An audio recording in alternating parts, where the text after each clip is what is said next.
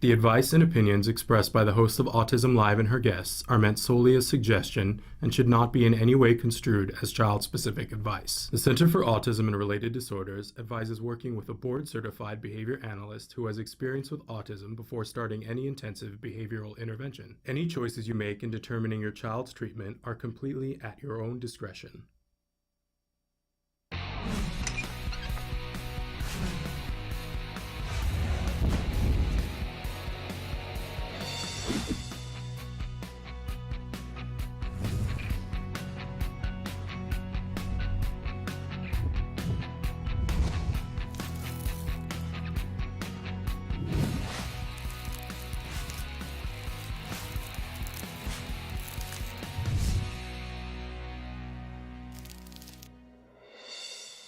Good morning and welcome to Autism Live. I'm Shannon Penrod. We're coming to you live from the Warner Center in Woodland Hills, California.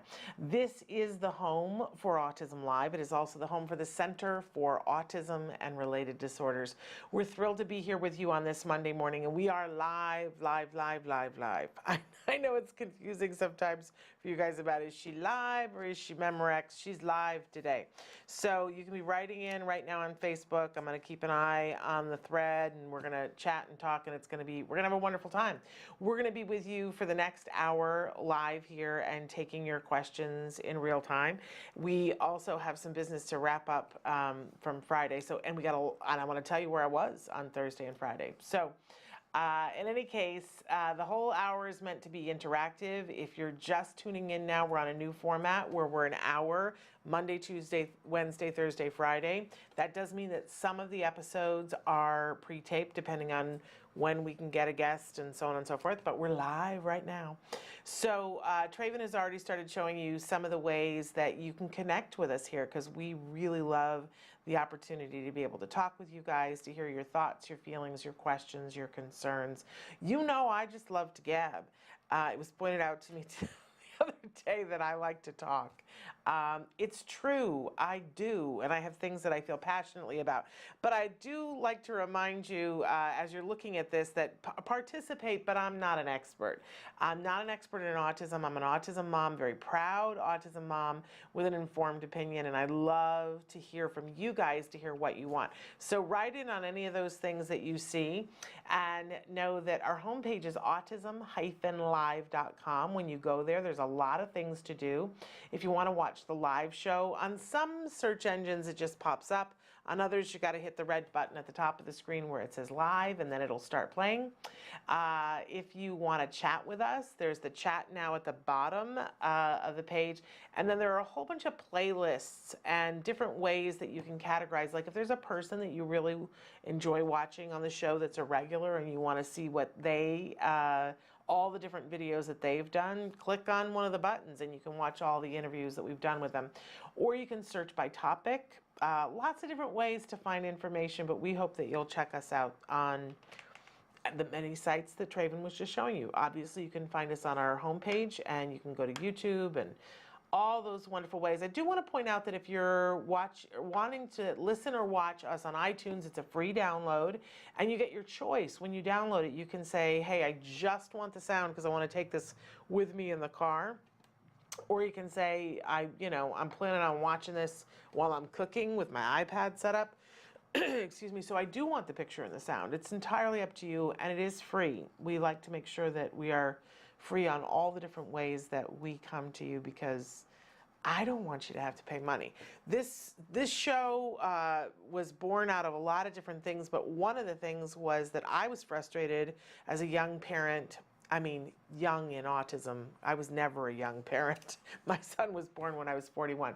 But in my early days of autism, I would hear about these amazing conferences and these guests who seemed to know things about autism that might be useful to me.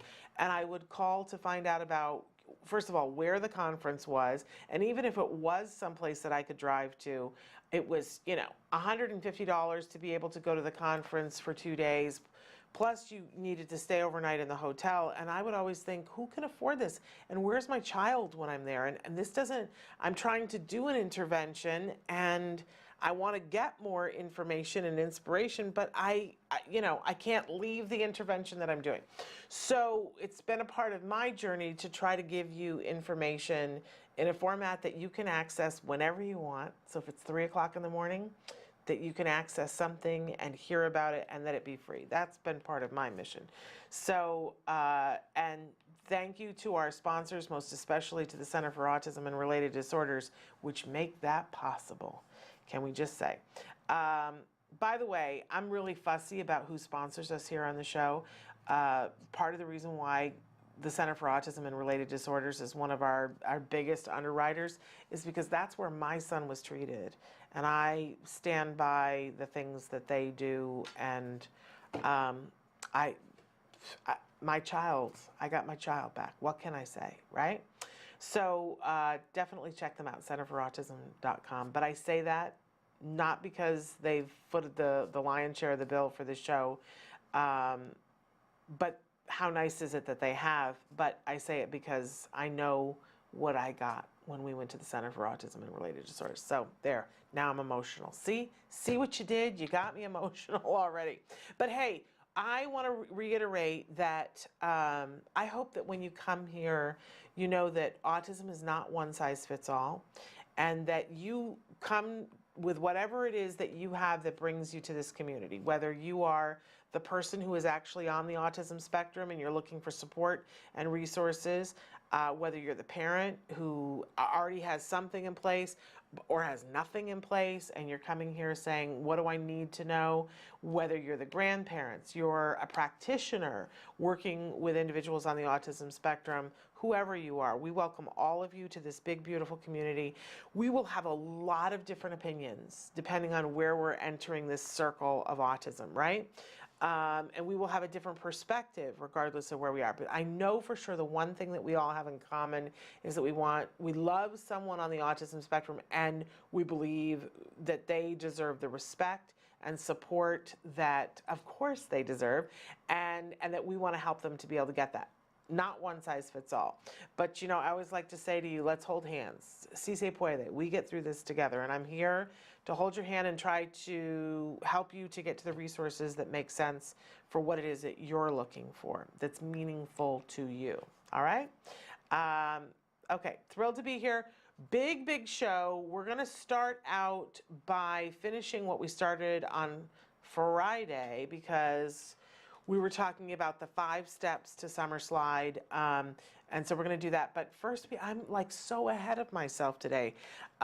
We have to do the jargon of the day. It is that time. So let's, without further ado, jargon of the day. This is when we take on one word, one phrase, one acronym. We try to figure out what in the hey nani nani are these experts talking about, and what does this have to do with me, and how can I use this term? So today's term is generalization. Do you like my Carol Merrill? I like The Price is Right. Generalization. Now, this is one of those tricky jargon terms because we hear this term all the time. Well, that's a sweeping generalization. You just made a sweeping generalization, right? Isn't that what people say all the time?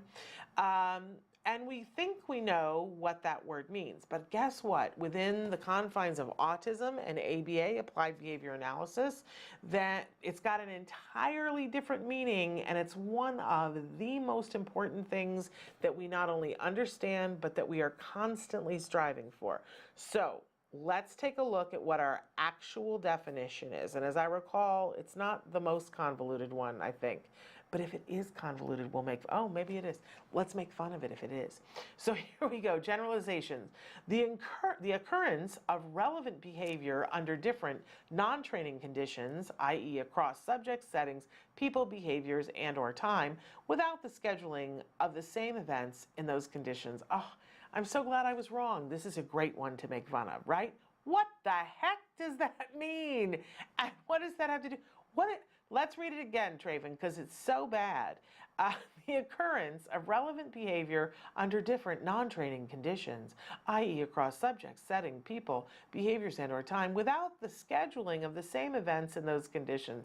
I know what generalization means, and I don't even understand that definition. Okay, so What? How does anybody ever learn anything? Let's move to our working definition and see if we can't figure this out. Okay, being able to apply what has been learned in new ways or situations that were never taught. All right. Now that makes a little bit more sense, but let's put it into practicality.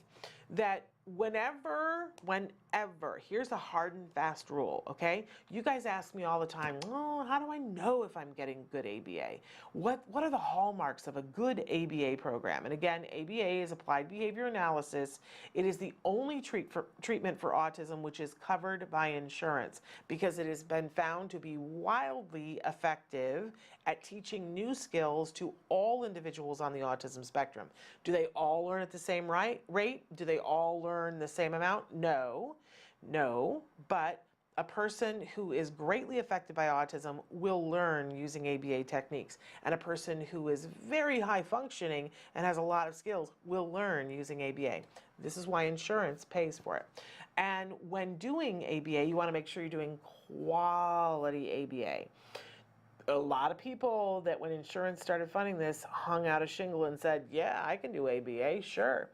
And we have discovered that not all ABA is equal, right? So when do you know that you have a good ABA program? Well, one of the hallmarks is that they plan for generalization before they start teaching a lesson.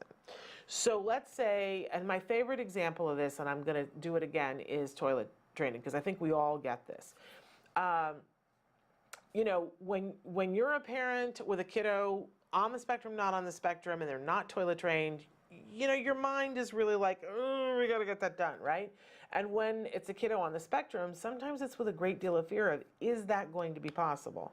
And the answer to that question is yes. The code has been cracked on potty training. They use the Fox and Azrin method. Any good ABA provider will be using that methodology because it's been proven time and time and time again to be very wildly effective at teaching toilet training, right?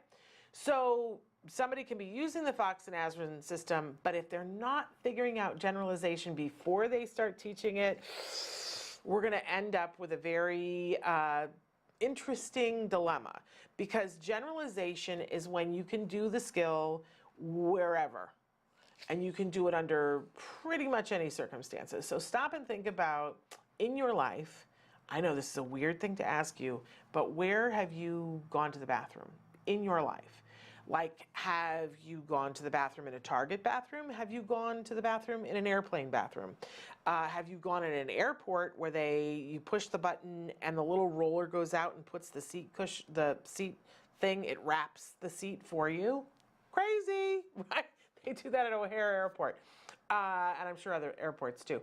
But have you ever gone to the bathroom in an outhouse? Have you ever gone to the bathroom on a bus? Have you ever gone to the bathroom in a camper? Like, those are all very different bathrooms, right? What about, you know, going to the bathroom in a place that has urinals? That's a different thing, right? Or what about going to the bathroom in a place where there's no stall dividers, but there's toilets, right? I understand if you go to Dodger Stadium, there's not like several different urinals, that there's like a trough. It's crazy to me, right? But there are all different ways that they set up bathrooms. And some of them have the toilet handle that you flush. Some of them, if you flush up or down, it does a different thing, right?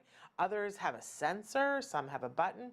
I'm just saying there's lots of different kinds of toilets. There's the kind of toilets that it's continuous, and then there's the type that have the little, you know, part in between. Lots of different kinds of toilets, lots of different kinds of bathrooms, lots of different kinds of tile. Bathrooms are different, but we want to get to the point where a person can go to the bathroom in any toilet, right?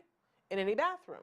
Regardless of what's happening in that bathroom, they can figure it out. And when they can do that, that is when they absolutely have the toilet training thing down, right? Now, can we teach a person how to go to the bathroom in all those different places? My goodness, it'd be a lifetime. And still, you would never get to all of the different bathrooms. So we want to teach for generalization right from the beginning, where we're going to have the individual use one toilet, but once they have it in that toilet, we're very quickly going to move them to another toilet. Maybe it's the upstairs toilet, right? And then as soon as they have the upstairs toilet, we're going to take them to Aunt Betty's house, and they're going to use the toilet in Aunt Betty's house, and then we're going to go to the Target bathroom. And then, we're going to go to a school bathroom, whatever, but we're going to plan ahead of time. Here's what the progression is going to be so that we can get a bunch of different toilets, because on day 30, the child is going to have seen enough bathrooms that we should, and I'm saying day 30, I'm making this up, it's going to be different for every child, but at some point you can walk into a new bathroom where they've never been before, and even though things are configured differently, the child is going to be able to go to the bathroom. Now, how many kids do you know that when they leave home to go on a trip or a vacation or something, end up having a problem because they can't go to the bathroom? Because it's not the familiar bathroom. Or how many kids do you know who will hold it the entire time they're at school because it's not the bathroom at home, right? This is someone who has not been taught to generalize. So we plan for generalization from the very beginning. We plan for the skill to be able to be done across settings, across people. So I can do it at home, but I can do it at Target. I can do it with mom, or I can do it with dad, or I can do it with grandma, right? So it doesn't matter who's with me, I can do it. It doesn't matter where I am. It doesn't matter what time it is. It doesn't matter what the lighting is like. It doesn't matter what the situations are. I'm going to be able to go to the bathroom in any toilet that there is. That's generalization. Okay, I think you got it now in terms of toilet training, but this applies to absolutely everything that you would teach a child. You teach a child to say hello when somebody comes in the room. Well, at home, somebody comes into their house and they say hello to them. Great, that's fabulous. But then we go to the bank, right? And there's different rules and different kinds of things.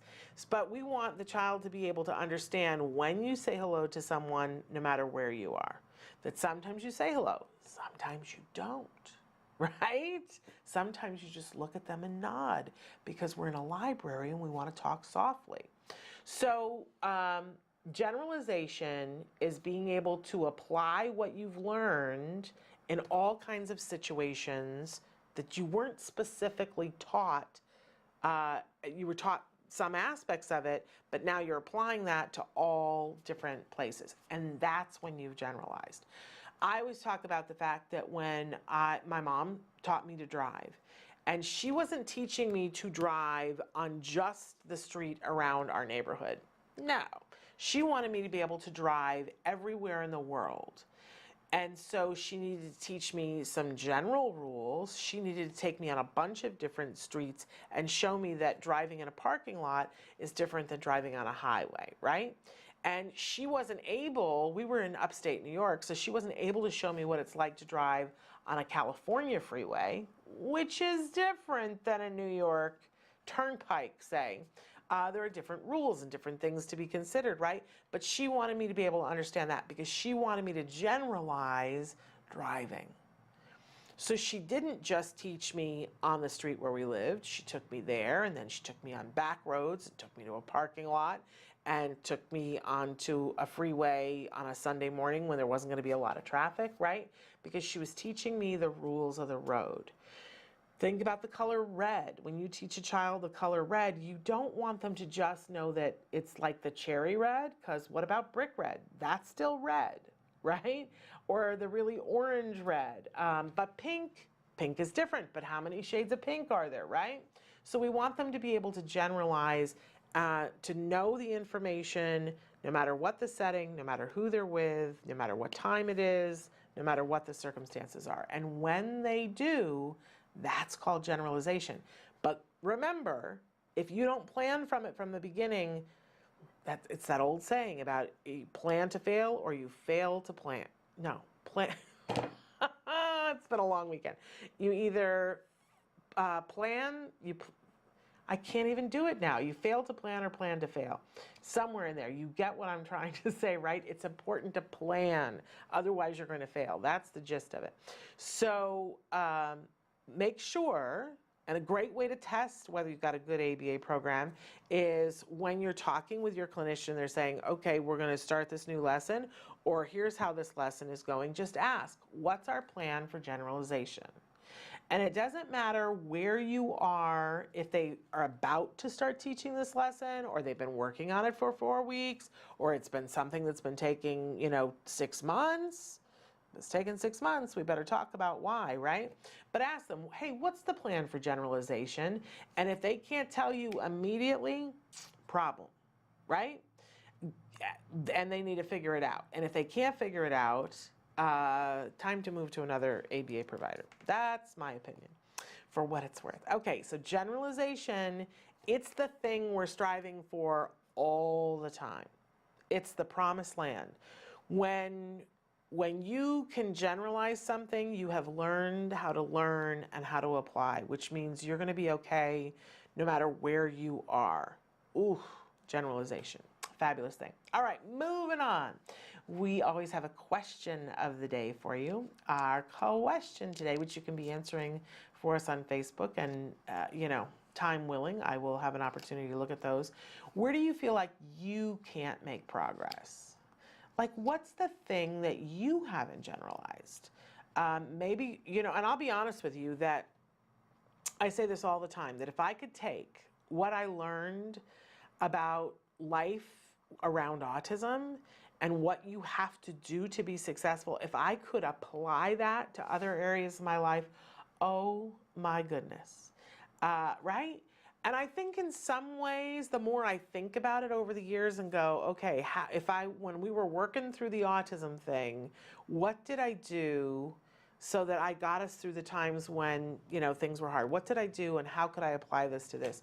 And then, I am having more success with those things. There's still things I haven't figured it out. I have not figured it out because it's hard.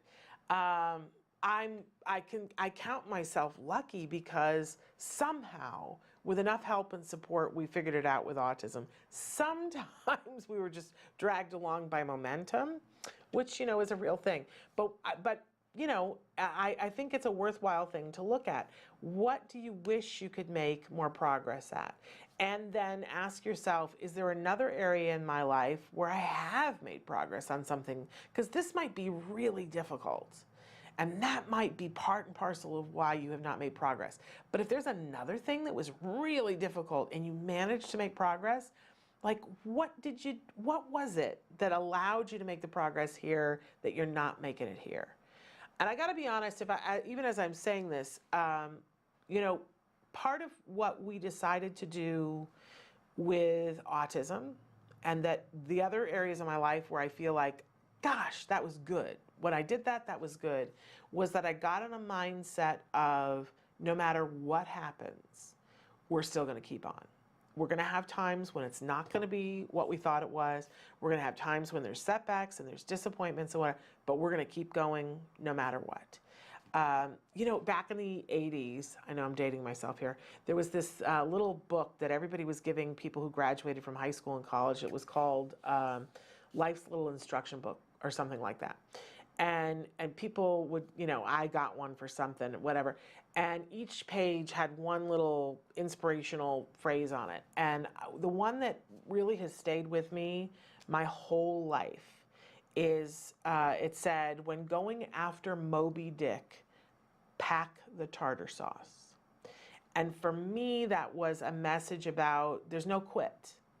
And the things that I've gotten through that have been difficult, but that I feel like, wow, we did something important there, it's because I had that mentality. To the point where sometimes when things were going bad, I would go, we got to go get some tartar sauce. And I would put it up on the shelf in front of me and look at it and go, right. Because it's not a question of, if, it's a question of when. We're doing this. And yeah, there's there's going to be setbacks, right? When you pack tartar sauce, there's going to be setbacks, but you're going to keep going. So now, can I apply that to every part of my life? Not yet. I'm still working on it. So I say to you with love, where do you feel like you can't make progress? And are you applying everything that you know about going through something hard to that yet? And if you aren't, what's stopping you from doing that? All right, moving on. We have a topic of the week, dun, da, da, da, and it's Monday. And this will start to make some more sense because it goes hand in hand with what we were just talking about. And that is this wonderful phrase that fear equals false evidence appearing real.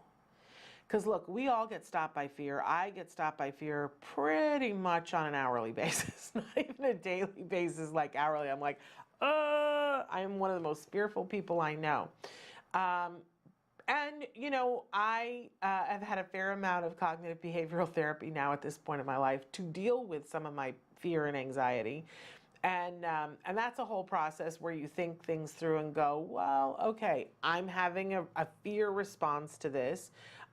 Is there any reason for me to be afraid? And of course, my brain goes, yes, because, you know, I heard a story about this. I saw this on the news, you know. So it gives me that false evidence appearing real. Because the next part of the cognitive behavioral therapy is to think, you know, but what are the chances of that? And has that ever happened to me before? And have I ever felt this way before? And did it end up being okay before? That's what I have to talk myself through. And that's very, you know, cognitive behavioral therapy 101. You know, I'm not a good flyer, for example, and we just flew to Boston and back. And especially, usually on flights back, I'm much calmer than on flights too, you know, because I'm like, well, we're going to be home. So it's all going to be okay. And then I don't have to fly anymore for the foreseeable future. And usually when I'm on a plane, I'm promising myself that I will never fly again. That's usually what's going on in my brain. But, you know, my brain will sit there and it'll start to, you know, be on edge and be afraid. Because, you know, personally, I think that that's a reasonable response to be hurtling through the air with nothing below you. Seems like something you should be afraid of to me. But then I start doing the cognitive behavioral thing. I'm like, okay, have you ever felt this way before? Yes. Was it okay then? Yes. Now, is there reason to be afraid? And then my rational brain goes, yes. Because things have gone wrong before in planes. And if you watch movies at all, you know, they're always in movies. But then I talk to myself and say, yeah, but that's movies. What is the reality? Like, how many planes actually go down? How often? And what are the circumstances surrounding them? And, you know, do you actually know anybody who's been in a plane? I have to really talk myself through that. But then when I realize, oh, the vast majority of plane rides and really happily, then I can sort of walk myself down from the fear. Makes sense? But fear stops us on a daily basis, right? What are you afraid of? And is there some part of it that's false evidence appearing real? We're going to talk about that throughout the week, about the things that we're afraid of and what we can do to combat them. I don't know for you, but for me, I have to take some form of action usually. And sometimes the action is thinking about it and or doing research and going, oh, you know. So it's not that that never happens. It just almost never happens, right? That helps me, but that's me. I think everybody's head is a little bit different. In any case, I've gone on way too long. So some of the things that we're going to be doing on today's show, as I mentioned, we're going to catch up on the last two of the summer slide. We're going to answer some of your questions. You can be writing in now on Facebook. I'm going to check it during the break. And we're going to be back after these messages. Stick with us. Hey, I'm Candace Cameron Bray. Tom Bergeron. You're watching Autism Live. And you're watching Autism Live. And you're watching Autism Live. You're watching Autism Live.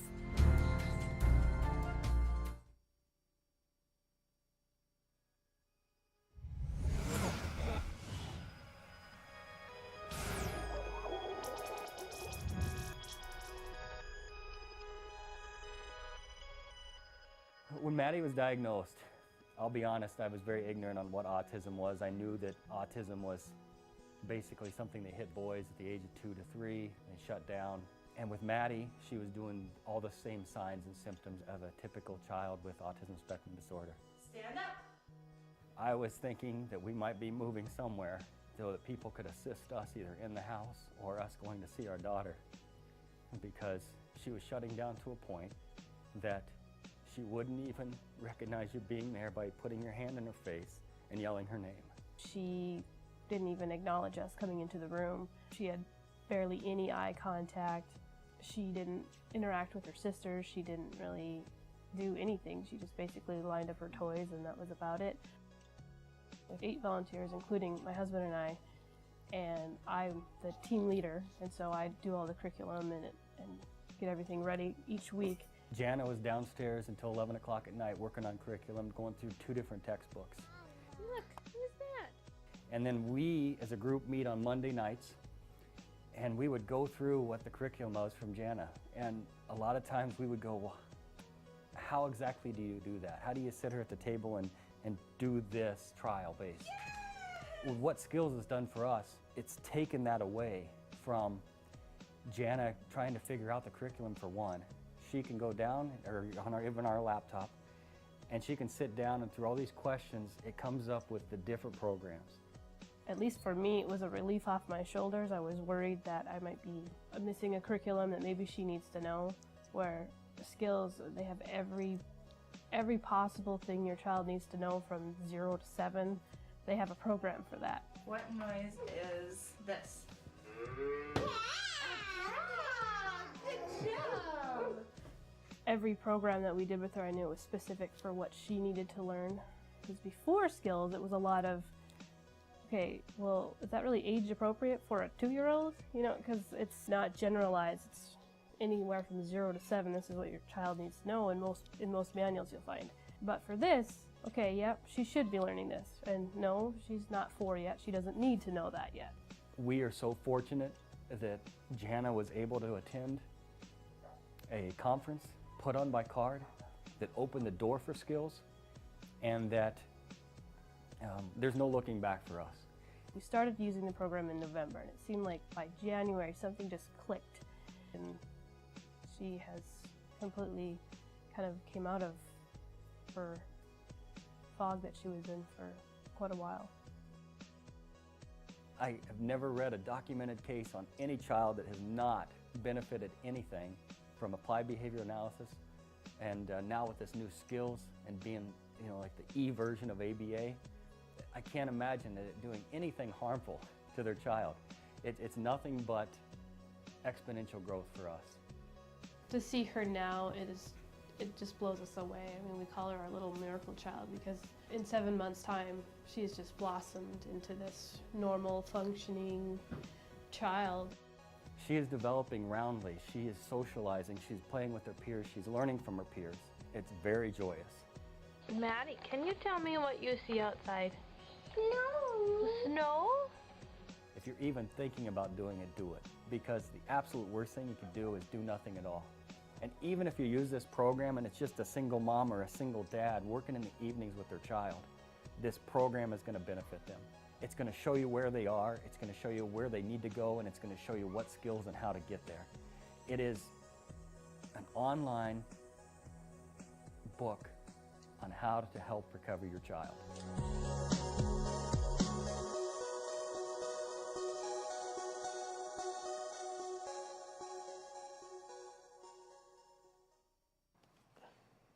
Welcome back to Autism Live. First of all, I love the fact that somebody on YouTube wrote in and said tartar sauce. Yes, get the tartar sauce.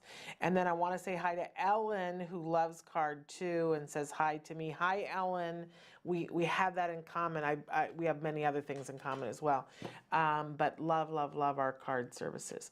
So write in, you guys. I'm here. It's live. We're live today. This is a very exciting thing. And can I also say that somebody wrote in on Saturday, said, I may have found the problem about autism and employment if you would bring Joanne Laura onto your show, please. And Joanne is going to come back. I've been spending a lot of time with Joanne. I mentioned to you the other day, Joanne's got a lot of stuff on her plate right now, but Joanne is going to be back on the show. It could be as early as next week. Anyway, but we all love Joanne, don't we? All right.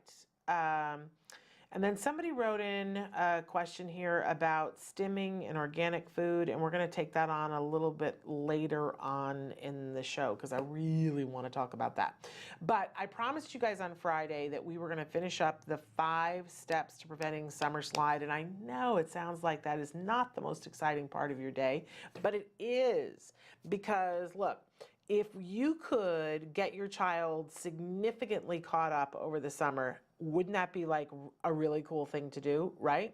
And if you could have more fun this summer, wouldn't that be a really cool thing to do? And if your child could have more fun this summer, that would be a super fabulous thing. And what if you could put all of those things together? That your child could be making more progress, you could be having a good time with your child, and it would all be fun and be helping them to progress. It's like a party, right?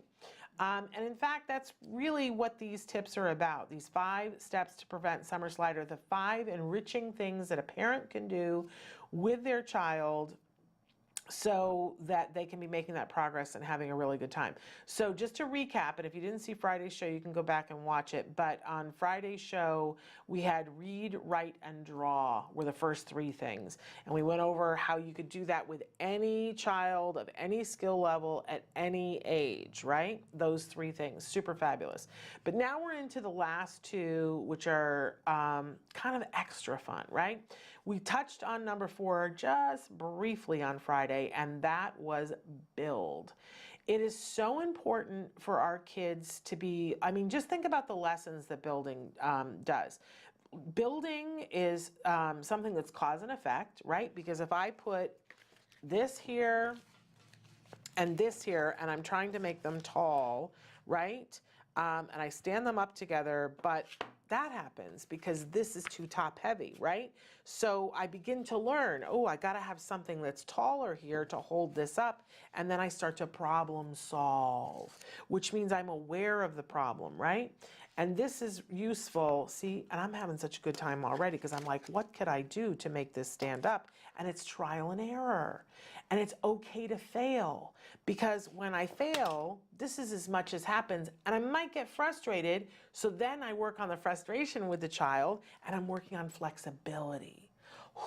That's a lot of really high cognitive stuff to do, and some executive function things as well, right? So we can make this super duper fun and rewarding. Why do you think Legos are as, popular and have been around as long as they have been? Because it takes a little bit of the frustration out of it, because you can, oh, look what I did. I problem solved. But Legos make it a little bit easier. So you can start with little kids and you can do building blocks. Just the plain old, right? Learning here. This is physics and engineering that's happening right here. This is all STEM stuff here. But start with the basic building blocks with little kids. Remember that play isn't always reinforcing to our kids in and of itself. So we want to pair other things with play that make it fun, and then play will become fun. And don't forget, you want play to be fun because it is something that ultimately, when they're a little bit older in life, can reduce stress. If you're very stressed out, when was the last time you played?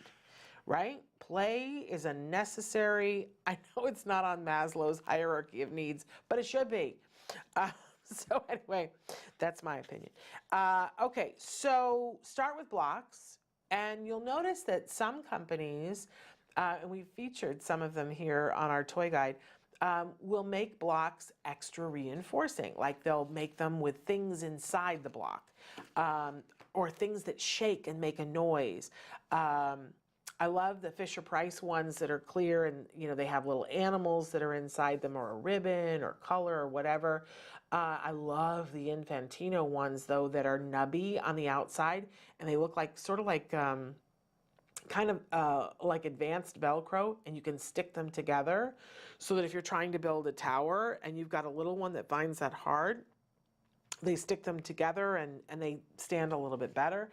And then there are just like generic, you can go to any store and get the little wooden blocks, and they have letters on them and animals and colors and numbers. And I'll tell you something, if you have a set of blocks like that around, you're going to use them. in an ABA therapy, because you're going to do block imitation, which is a very important skill. It helps build visual mobility. It helps build flexibility.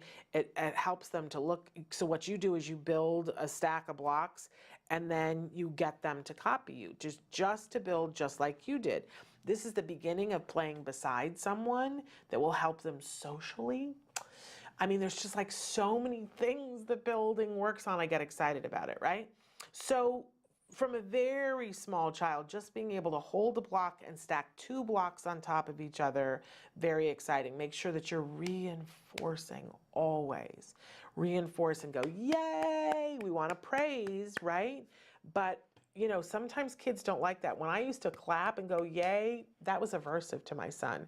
So I had to pair it with other things so that he liked being praised by me. So whatever the child likes, whether it's that they have the little bunny that they love and Bunny comes over and snuzzes them, you know, just goes ooh with them, or they get to hold Bunny when they do something well, or they like, you know, tickles, or bubbles, pair, whatever they love with the, yay, you did the blocks, blow the bubbles, right? When kids get a little bit older, I do love the Duplos. I just love them. And in fact, this last year on our toy guide, which you can see on our website, it's right at the top, there's a little toy guide. We're gonna leave it up all year long. We featured one of the Duplos that it is 3 animals, and you put the blocks together in different ways so you can change and put the head of one animal on another animal. Really fun, cute set that I think a lot of kids like. So, or you can just get the plain Duplos that are colors, right? You can use those for sorting colors, so you can use it for other lessons, but building. One of the things for kids who just aren't into blocks and just aren't into the building thing is that you create conflict. This is like, you know, screenwriting 101. If there's no conflict, you know, it's not interesting, right? So you build the Legos up, right? Or the Duplos or whatever.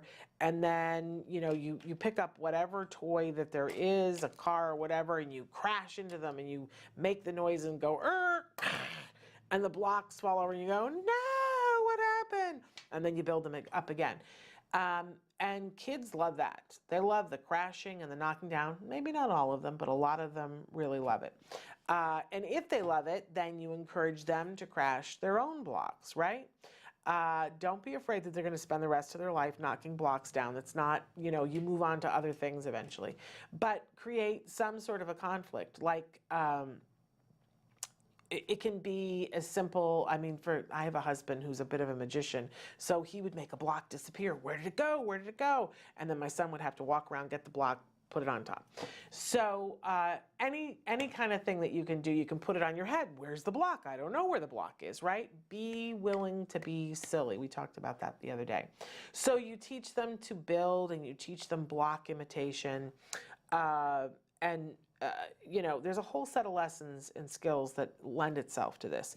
But when kids get a little bit older, you want to be finding other things to build with. Of course, you know, feed the Lego thing, because that's a very positive, and as I said, it's a system, so you really can't fail with Legos. And I do love that about Legos.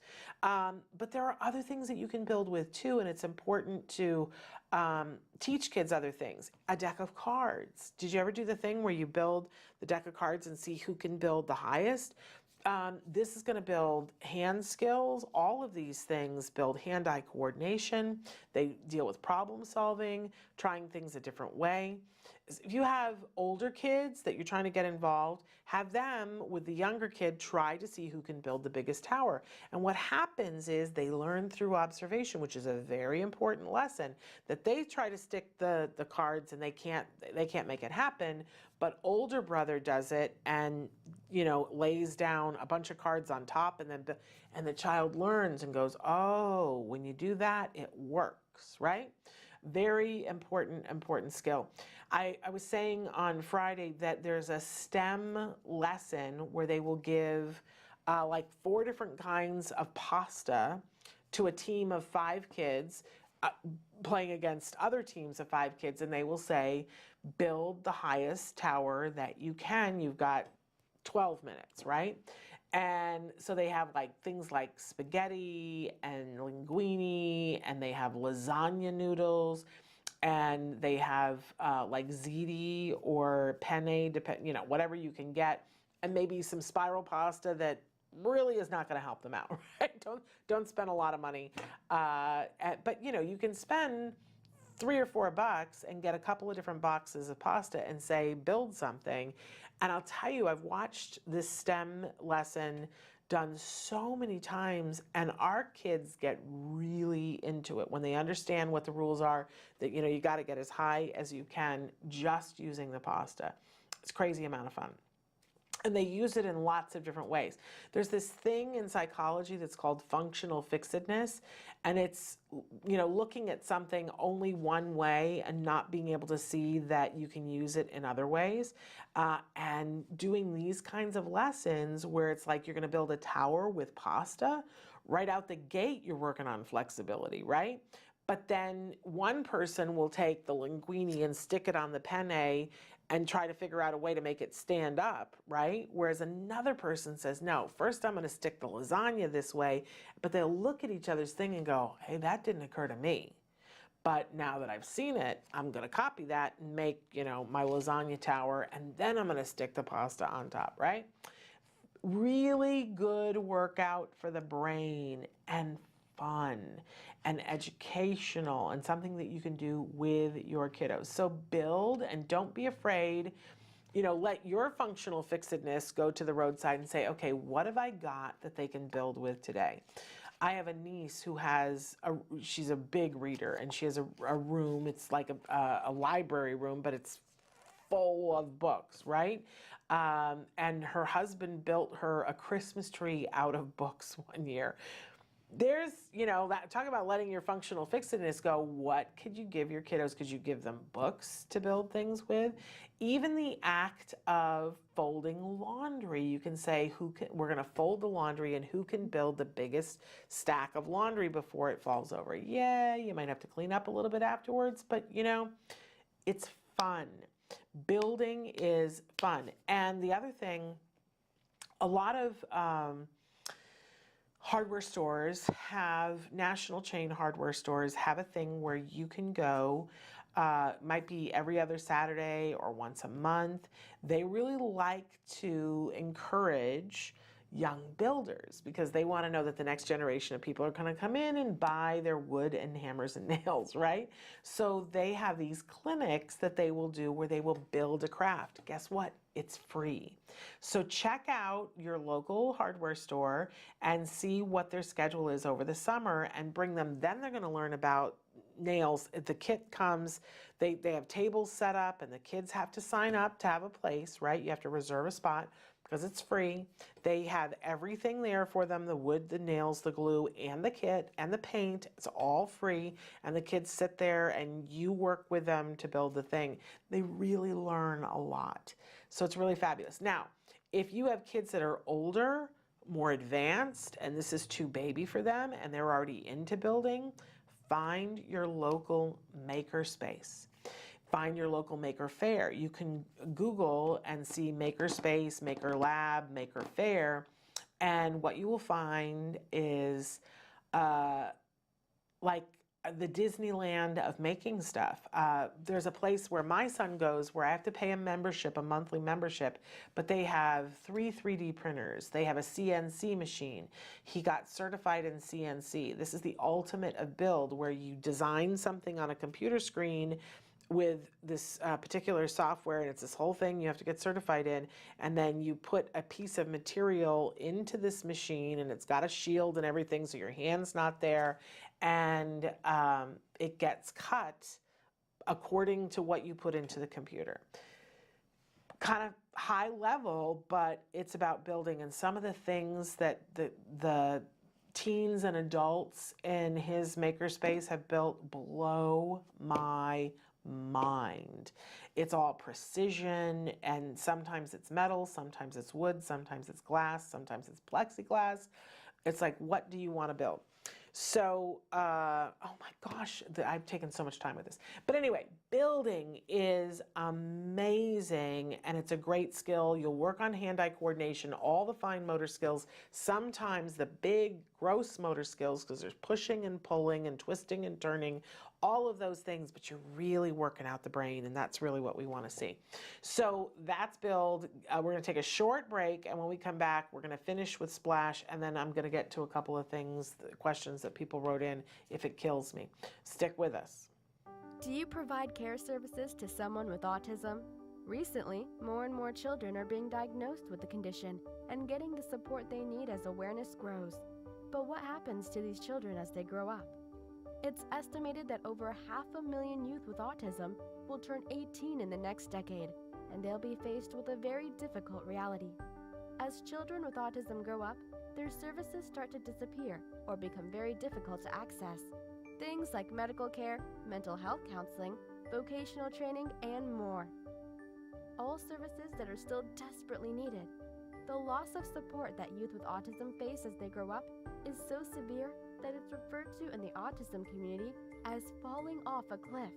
Adults with autism need the same level of support they had as children to avoid falling off the services cliff. Introducing Skills Living, the web-based software designed specifically to help transitioning youth and adults with autism so they can avoid the cliff and instead fly to success.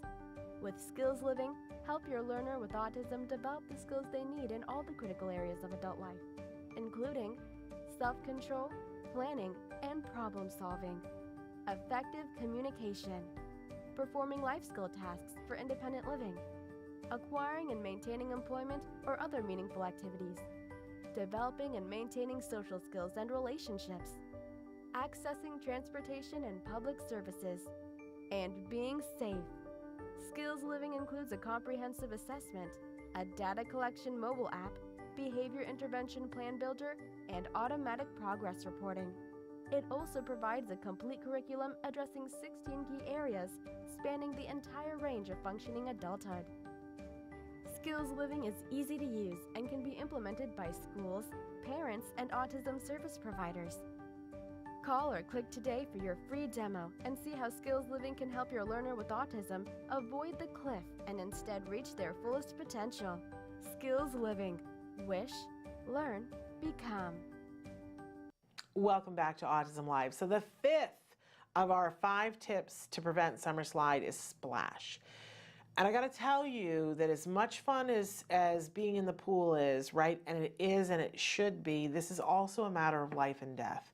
We know that this is the time of year where we will start hearing devastating stories of kiddos that have eloped and have gone to a pool or a pond or a lake or an ocean, and the story doesn't end well. I don't even want to go there because it breaks my heart every time I hear one of these stories.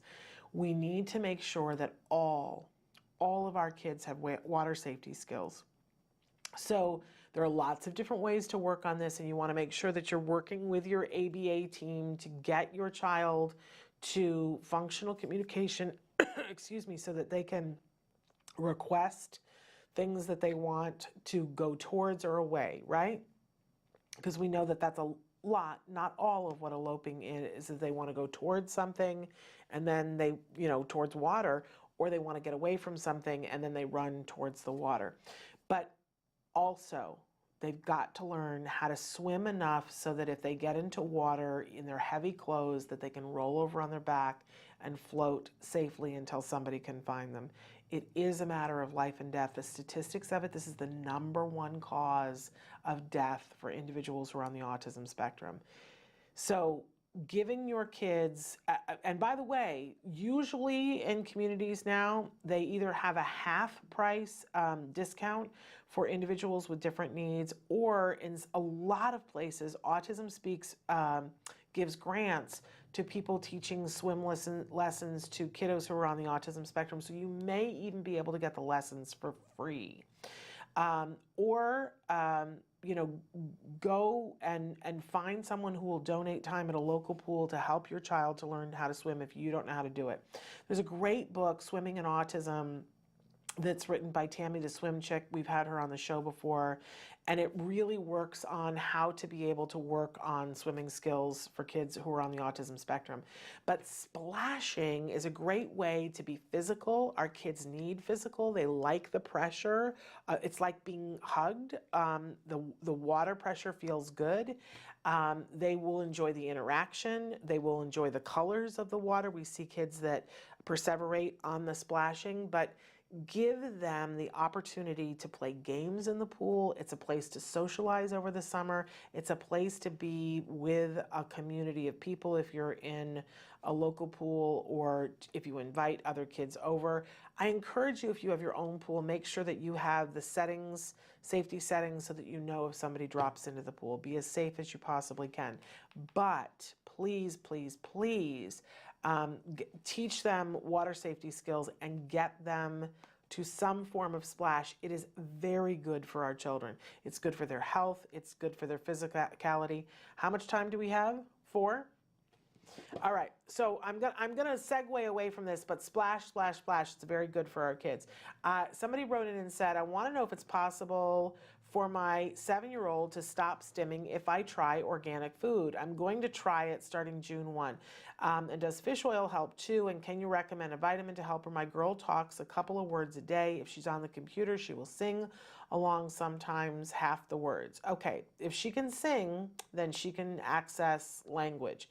What this child needs more than anything else is an intensive ABA program that's working on language. I'm just going to cut to the chase because we've only got like 3 minutes left. Get a really good ABA program for her. Now, we don't know what the stim is, and I know we all call it stimming for self-stimulatory, but it may not be. It might be to stimulate herself, but it might be to calm herself. Now, you know, we have talked before on the show about the fact that we really should be trying to get all of our kids as organic as possible, because preliminary studies have shown that you can measure the amount of ADHD and inability to focus by the amount of pesticide in a child's urine. So the more pesticide in their urine, the more their ADHD symptoms and inability to focus will present themselves. So I think it's a good idea to try organic food. Will it stop your child specifically from stimming? You know, I don't know, because I don't know what's causing her stimming, but I think it's really worthwhile to go as organic as you possibly can. You guys know that I really advocate the looking at the list, the Dirty Dozen and the Clean 15. It will tell you it'll save your pocketbook a lot, because it'll tell you the things that you absolutely have to eat organic and the things that it really doesn't matter if you get them conventionally. There are lots of vitamins, and sometimes fish oil can be of help to some kids. I gotta tell you, fish oil made my child stim. That's kind of rare and odd, but it did. It was too much for him.